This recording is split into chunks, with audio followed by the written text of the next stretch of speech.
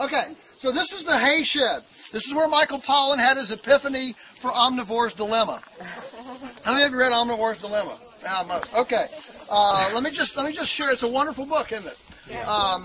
Keep buying it. Keep giving it away. There's still just a few shy of 1 million copies. So yeah.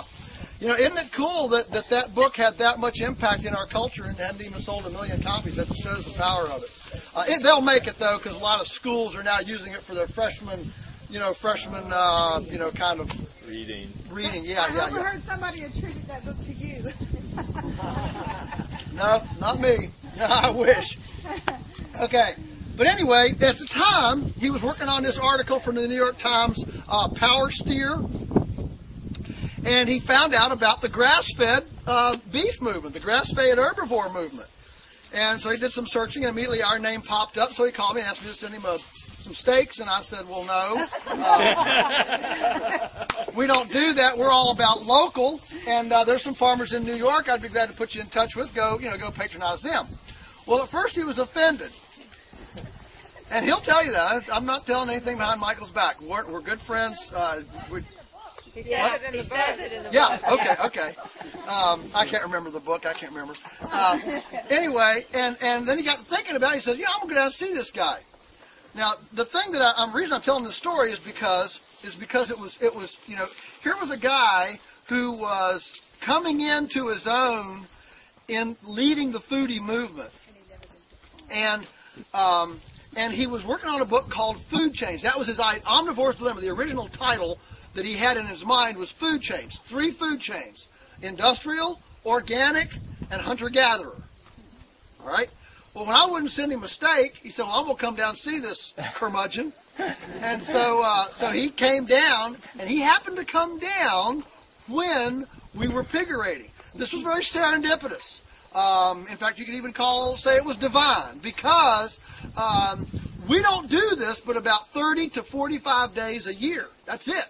So for him to come in that narrow little window slice when this was going on was truly, a convergence of things. And so we came down, we walked in here. So here's the way this works. And when we walked in and sat down, that was his epiphany. He realized this is not organic, it's not industrial, it's not hunter-gatherer, it's something else. And then ended up, we were 30% of the book.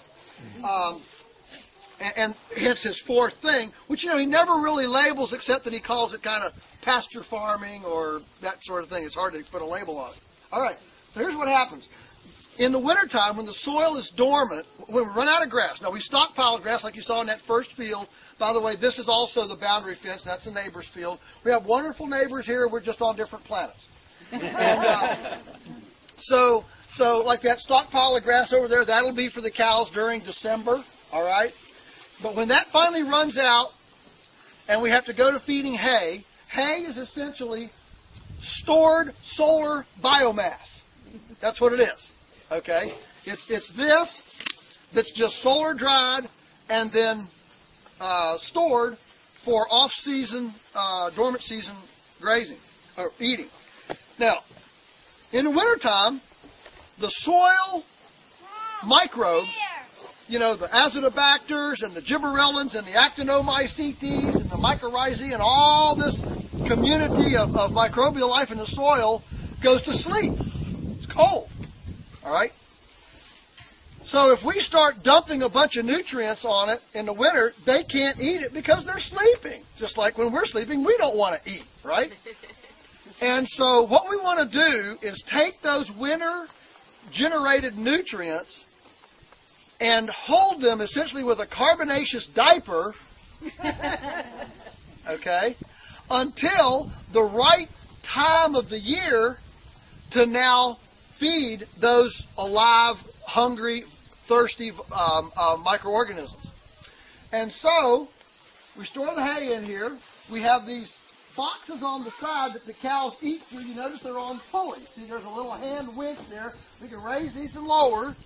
And so we use wood chips, old hay, sawdust, peanut hulls, leaves, anything that you can imagine that's carbonaceous as a diaper to soak up these nutrients that want to either vaporize if they get dry or leach into the groundwater if they get wet during that dormant season.